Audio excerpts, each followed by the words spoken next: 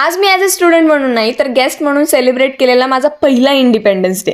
तर नमस्कार मंडळी, मी आहे जागृती. सकाळी दादांनी मला 5ला उठून सुद्धा जे व्हायचं होतं ते झालंच. लेट कमर्स लेट एंट्री आणि तरी सुद्धा आमच्यासाठी एवढे गोड शब्द. आपल्या गावची लाडकी लेट रील स्टार जागृती नवले हिचंही नुकतंच आगमन झालेलं आहे. सर्वांनी स्वागत करायचंय तिचं सुद्धा. Not gonna Lai guys, but I never imagine this moment. Like unexpected and honestly so special.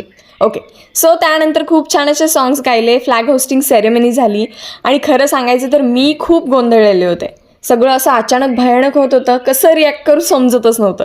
पण मग डोक्यात विचार यायचा, मी जेव्हा असंच खाली बसलेले असायचे तेव्हा मी ज्या गोष्टी पुढे बसलेल्यांच्या नोटीस करायचे, फक्त त्याच अनवॉन्टेड गोष्टी तुला अवॉइड करायचे एवढंच माझ्या डोक्यात होतं.